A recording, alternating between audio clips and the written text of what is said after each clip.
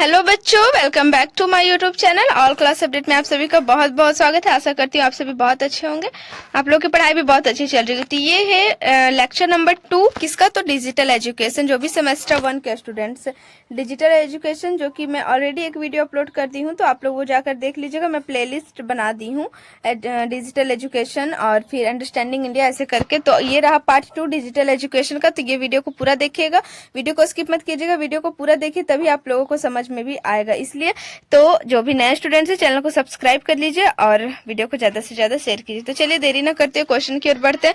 तो question number 1 है, what is an operating system. तो इसमें ऑपरेटिंग सिस्टम क्या है, तो इसका राइट आंसर आप लोग देख सकते हैं, option number D is the right answer है। मतलब ऑल ऑफ द अबव, मतलब जितना भी ऊपर मेंशन किया गया है सारा इसका राइट आंसर है। ठीक है, तो इसका आंसर आप लोग देख लीजिए, answer number D is the right answer. ठीक है, तो अब चलिए नेक्स्ट क्वेश्चन की ओर बढ़ते हैं। तो नेक्स्ट क्वेश्चन है, विच of the following is not a function of an operating system. कौन सा ऐसा नीचे जो भी फॉलोइंग ऑप्शंस दिए गए हैं, तो उस सब में से आप लोगों का कौन सा ऐसा है जो कि ऑपरेटिंग सिस्टम का फंक्शन नहीं है। तो इसका राइट आंसर है, आप लोग देख सकते हैं, option number 4 input data. Input data is the right answer, option number 4। ठीक है, तो इनपुट डाटा वैसा डाटा है जो कि ऑपरेटिंग सिस्टम नहीं है, ऑपरेटिंग सिस्टम का फंक्शन नहीं है। ठीक है, तो बहुत सारे स्टूडेंट्स का कमेंट आ रहा था कि हिंदी में मतलब लाने के लिए, अगर क्वेश्चन हिंदी में तो आप लोग के एग्जाम में आने वाला है, नहीं इंग्लिश में ही आता, लेकिन मैं हिंदी में एक्सप्लेन कर दे रही हूँ आप लोगों के लिए। तो इसलिए आप लोग वीडियो को पूरा देखिए, समझिए, तो वीडियो पूरा अच्छे तरीके से समझ में आएगा। एक एक क्वेश्चन को मैं एक्सप्लेन करती हूँ, तो आप लोग वीडियो को पूरा देखा कीजिए। ठीक है, उसके बाद चलिए नेक्स्ट क्वेश्चन क्या है, which software is needed to boot the computer. तो कौन सा ऐसा सॉफ्टवेयर है जो कि कंप्यूटर को बूट करने के लिए आवश्यकता उसकी होती है, कौन सा सॉफ्टवेयर है। तो इसमें आप लोग देख सकते हैं, ए में है ऑपरेटिंग सिस्टम, बी में loader, MS Office application program, none of the above. तो इसका right answer option number 1 operating एक मिनट ऑपरेटिंग सिस्टम। यस, तो operating system is the right answer, तो ऑप्शन नंबर 1 इसका राइट आंसर होगा। तो चलिए अब नेक्स्ट क्वेश्चन की ओर बढ़ते हैं। तो मैं देखिए हिंदी में भी एक्सप्लेन कर देती हूँ, इसीलिए आप लोग वीडियो को पूरा देखा कीजिए, तो आप लोग को अच्छे तरीके से समझ में आएगा। उसके बाद है next, which of the following is not an open source operating system. तो आप लोग को पता होना चाहिए, ऑपरेटिंग सिस्टम एक ओपन सोर्स होता है, क्लोज्ड सोर्स होता है। तो इसमें आप लोग को पता करना कौन सा ओपन सोर्स नहीं है, कौन सा ऑपरेटिंग सिस्टम इसमें से सोर्स नहीं है। तो क्या चीज का ऑपरेटिंग सिस्टम का सोर्स ओपन सोर्स नहीं है, सॉरी।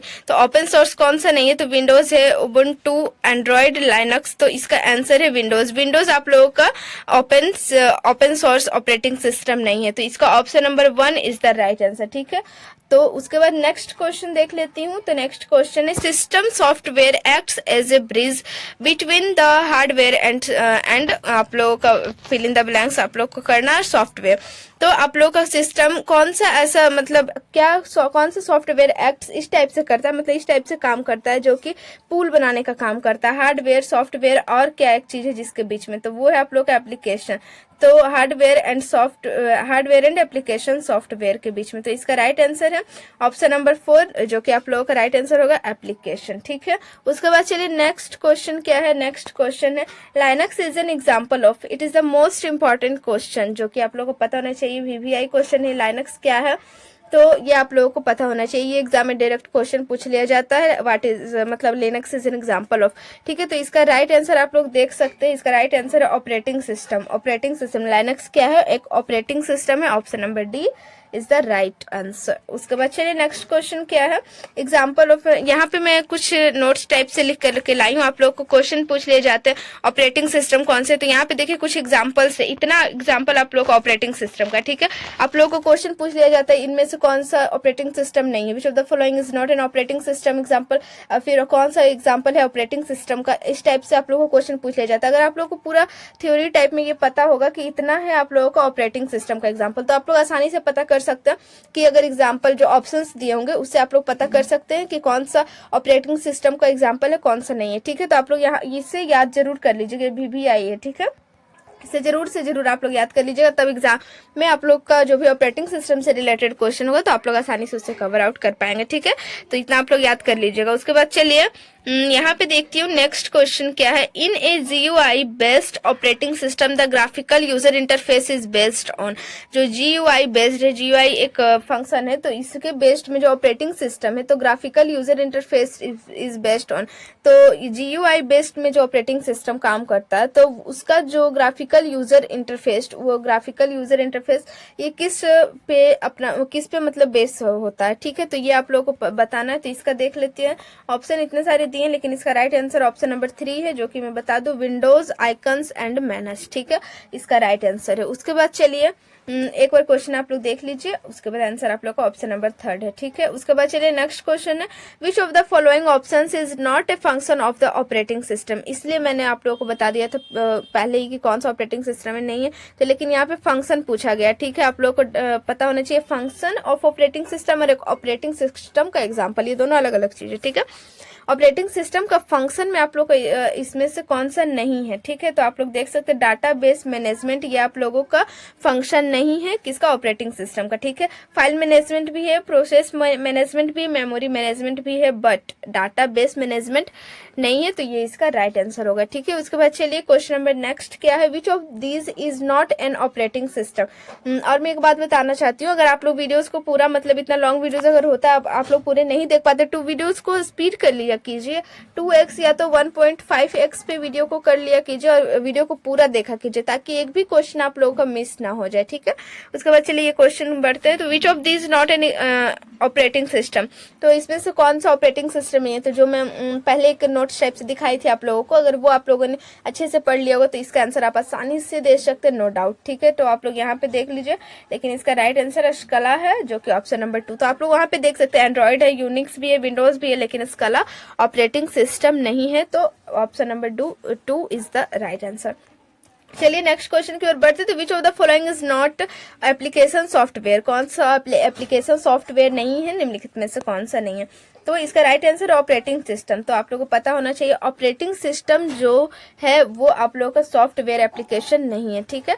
उसके बाद चलिए नेक्स्ट क्वेश्चन क्या है, we use for selecting the entire text and images in an MS Word document. जो MS वर्ड डॉक्यूमेंट होता है उसमें से आप लोगों को जो एंटायर जितना भी टेक्स्ट होता है या तो इमेज सेलेक्ट करने के लिए क्या यूज किया जाता है, तो आप लोगों को पता होना चाहिए। यहाँ पे एक मिनट, इसका आई थिंक पूरा सेलेक्ट करने के लिए F1 आई थिंक इसका राइट आंसर है, तो ये आप लोगों का राइट आंसर होगा। अगर इसका आंसर आप लोगों को पता होगा तो कमेंट कीजिएगा।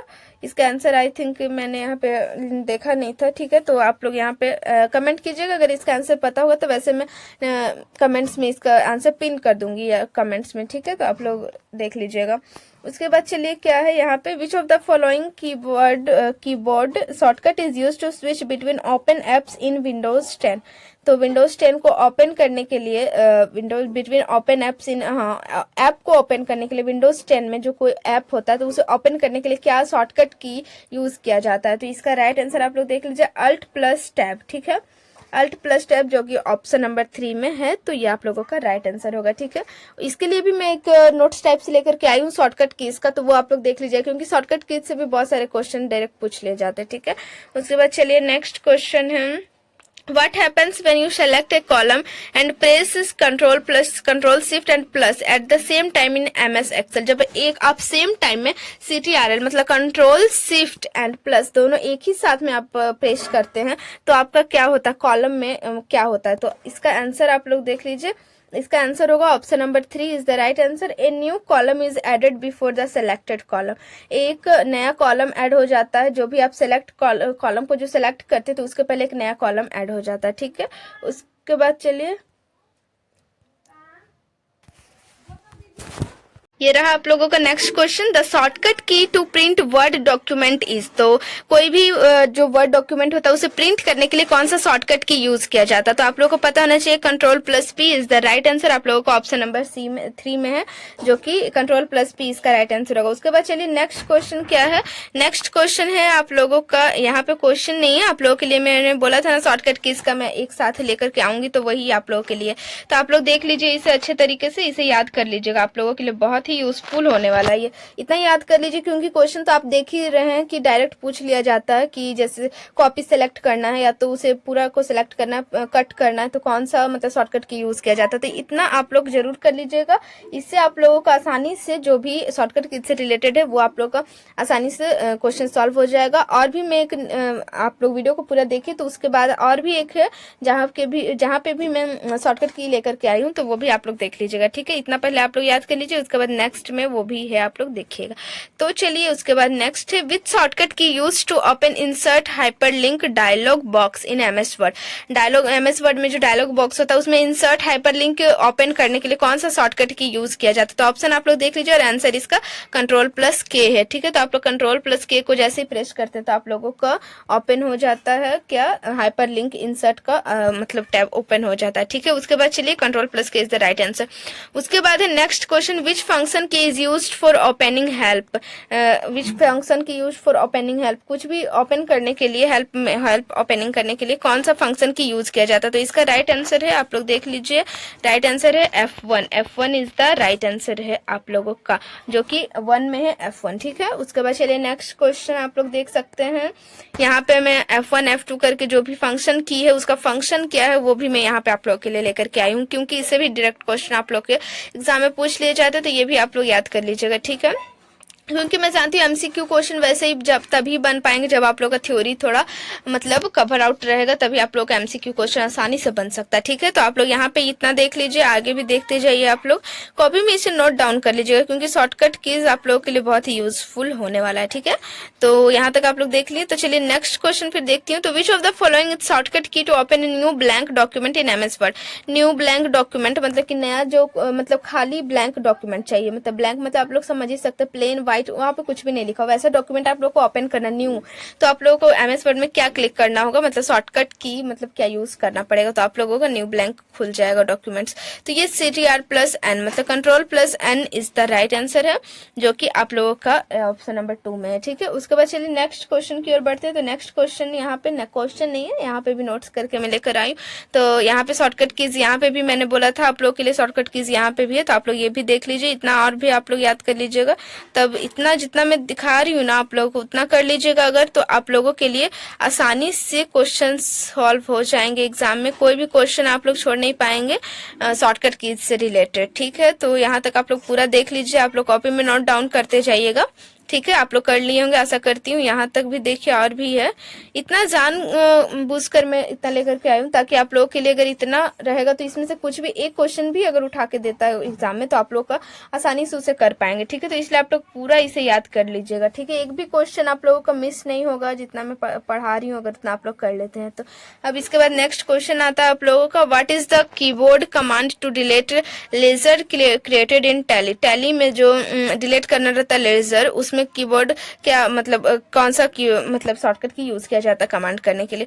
तो इसका राइट आंसर आप लोग देख सकते हैं Alt+D is the right answer, जो कि ऑप्शन नंबर 1 में है, आप लोग जैसा कि देख सकते हैं। ठीक है, उसके बाद चलिए नेक्स्ट क्वेश्चन की ओर बढ़ते हैं। तो नेक्स्ट क्वेश्चन है, the F7 key is commonly used in Microsoft program such as Microsoft Word, Outlook etcetera 4। तो इसका मतलब हुआ जो F7 की होता है किस लिए यूज किया जाता है माइक्रोफोन में, माइक्रोसॉफ्ट प्रोग्राम के लिए किस लिए यूज किया जाता है, जैसे कि माइक्रोसॉफ्ट वर्ड में, आउटलुक में, तो किस लिए यूज किया जाता है, तो ये आप लोगों को बताना। तो यहाँ पे चेकिंग स्पेलिंग एंड ग्रामर, तो चेकिंग स्पेलिंग और ग्रामर के लिए आप लोगों को F7 यूज किया जाता है। ठीक है, तो जैसे कि मैं वहाँ पे कीवर्ड शॉर्टकट कीज में बताई थी F7 F4 ऐसे करके सब कुछ करके आप लोगों का मतलब किस लिए यूज किया, तो वो आप लोग जरूर देख लीजिएगा। तो ये क्वेश्चन तो आसानी से आप लोग के लिए सॉल्व हो जाता है। ठीक है, उसके बाद चलिए नेक्स्ट क्वेश्चन की ओर बढ़ते हैं। तो इन माइक्रोसॉफ्ट एक्सेल प्रेस क्या प्रेस करने से आप लोगों का नया लाइन आप लोगों के सामने खुल जाता है, तो ये आप लोगों को बताना है। तो इसका राइट आंसर है आप लोगों के लिए, यहाँ पे देख लीजिए ऑप्शन, और यहाँ पे आंसर Alt+Enter, यहाँ से आप लोगों का नया लाइन आप लोगों के सामने खुल करके आ जाता है किसी भी सेल में। ठीक है, उसके बाद Alt+Enter is the right answer. उसके बाद what is the function of Ctrl+O। Ctrl+O का क्या फंक्शन है, तो ये आप लोगों को बताना है। तो ये है हाइड सेलेक्टेड कॉलम, जो भी कॉलम सेलेक्ट करते हैं तो उसे हाइड करने के लिए आप लोगों को यूज करना होता है हाइड सेलेक्टेड कॉलम। ठीक है, क्या यूज किया जाता है Ctrl+O। तो आज के लिए इतना ही, मिलती हूँ नेक्स्ट वीडियो में, तब तक के लिए बाय। और जो भी डाउट्स है आप लोग कमेंट कीजिएगा, और अगर कुछ टॉपिक पे वीडियो चाहिए होगा तो कमेंट कीजिएगा। और आप लोग कमेंट करे थे हिंदी में वीडियो लाने के लिए, तो हिंदी में मैं एक्सप्लेन कर देती हूँ, तो आप लोग के लिए उतना काफ़ी होना चाहिए। वैसे मैं कोशिश करती हूँ नेक्स्ट वीडियो आप लोग के लिए हिंदी में होगा, ठीक है। तो चलिए मिलती हूँ नेक्स्ट वीडियो में, और तब तक के लिए बाय। और ऑलरेडी बहुत सारे लेक्चर्स आप लोग के अपलोड है, आप लोग प्लेलिस्ट में जाकर के देख लीजिएगा, सब कुछ का प्लेलिस्ट मैं बना दी हूँ। तो चलिए मिलते हैं नेक्स्ट वीडियो में, तब तक के लिए बाय। चैनल को सब्सक्राइब कर लीजिए और वीडियो को ज़्यादा से ज़्यादा शेयर कीजिए।